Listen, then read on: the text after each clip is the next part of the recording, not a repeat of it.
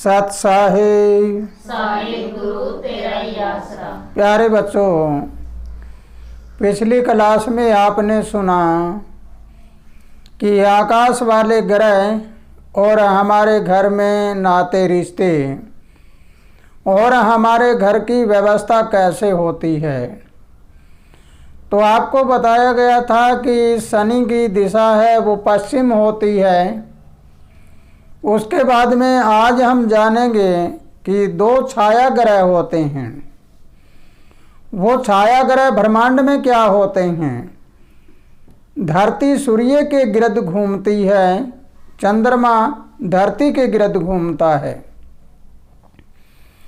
तो जब ये धरती के गिर्द घूमता है, चंद्रमा ऐसे और धरती ऐसे सूर्य के गिर्द घूमती है, तो जहाँ इनकी जो रेखाएं हैं वो कटती है तो वो चढ़ते हुए बिंदु राहु होता है और इधर उतरते हुए में केतु होता है। ये दोनों राहु और केतु छाया ग्रह है। इनका असर नैऋत्य कोण में होता है, घर के नैऋत्य कोण में, यानी दक्षिण और पश्चिम कोने में। तो प्यारे बच्चों, घर में इनका नाता रिश्ता क्या होता है इसके बारे में जानना है, और हमारे शरीर में इनका क्या महत्व होता है इसको जानना है। ऊपर वाला हमें जाना, अब हम शरीर को जाने, हमारे शरीर में क्या होता है इसका। शरीर में राहु अज्ञानता होती है और केतु है वो परोपकारी परोपजीवी होता है, दूसरे के आधार पर जीवित रहता है। राहु गर्दन से ऊपर होता है और केतु गर्दन से नीचे यानी धड़ होता है। गर्दन से नीचे धड़ होता है, उसका कोई महत्व नहीं होता। अगर गर्दन ना हो तो वो जीवित नहीं रह सकता, और अगर धड़ ना हो, गर्दन हो तो भी जीवित नहीं रह सकता। अब दोनों अलग अलग होते हैं और इसका शरीर में एक राक्षस का रूप होता है, शैतान का रूप होता है। अब आइए हम घर में देखते हैं कि हम घर में हमारे जो नाते रिश्ते होते हैं उनमें क्या है। राहु हमारे घर में दादा का रूप होता है और केतु है वो नाना का रूप होता है। दोनों को समझ लेना है आपको। राहु होता है वो पिता का जन्मदाता, यानी पिता हमारा क्या होगा, आत्मा, आत्मा का रूप है। और आत्मा के रूप के साथ राहु है तो विपरीत क्या हो जाएगा, वो जीव का रूप हो जाएगा, संसार वाला। और इधर हम देखते हैं दूसरी तरफ कि गर्दन से नीचे है, ये हमारे मन की वृत्तियां होती है, पिंडी मन की, ये हमारी माता से संबंधित होता है। तो माता का मन का जन्मदाता होता है वो केतु होता है। मन किसके इशारे पे चलता है, राहु के इशारे पे। तो आइए हम जानें इसके बारे में कि राहु और केतु हमारे घर में कैसे कैसे रहते हैं, कैसे क्या करते हैं।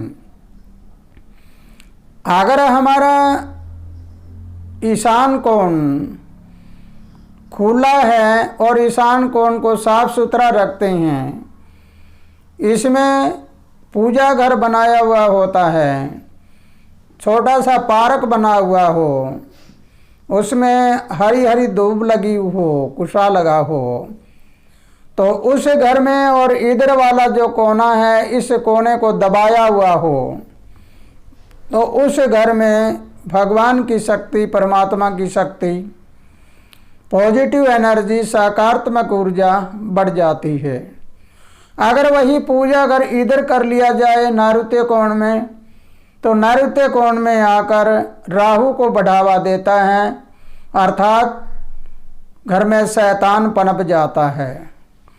अगर हमारे ईशान कोण में वजन हो, जैसे कई जगह हम देखते हैं कि ईशान कोण में ऊपर चौबारा बना देते हैं ऊपर वाली मंजिल में, और इधर वाला खाली होता है या उस पर एक कमरा बना हुआ होता है।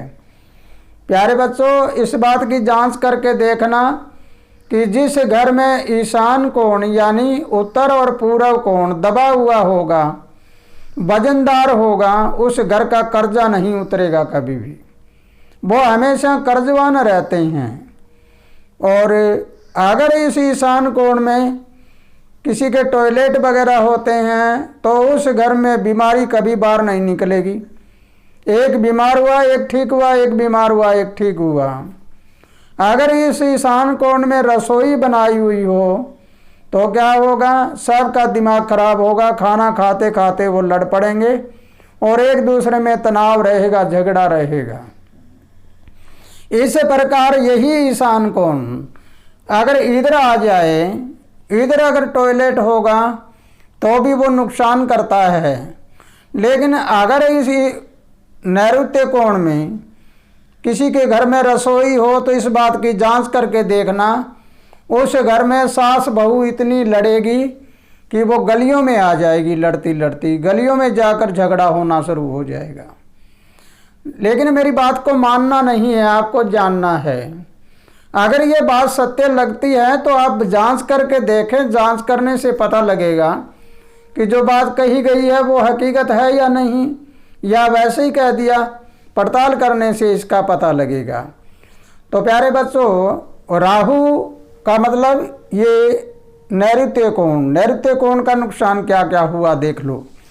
पूजा घर में अगर पूजा बना देते हैं इसमें तो वो शैतान पनप जाएगा। रसोई बना दी तो घर में झगड़ा पैदा हो जाएगा। अगर इसमें हमें कोई और अच्छी चीज़ रख दी तो वो विपरीत हो जाएगी, ये पनपने नहीं देता। लेकिन है क्या असलियत में, ये असलियत में ये चुंबकीय शक्ति है।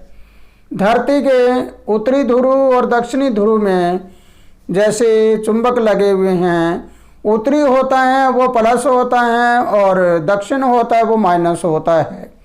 यानी एक जमा होता है, एक घटा होता है। जब इंसान घटा की ओर चलता है तो वो घटता जाता है, प्लस की ओर होता है, जमा की ओर होता है तो वो बढ़ता जाता है। इसलिए प्यारे बच्चों, घर में दादा जो होता है, आपको एक छोटा सा शब्द बताता हूँ कि हम दादागिरी कहते हैं कि ये दादागिरी करता है। दादागिरी का क्या मतलब होता है?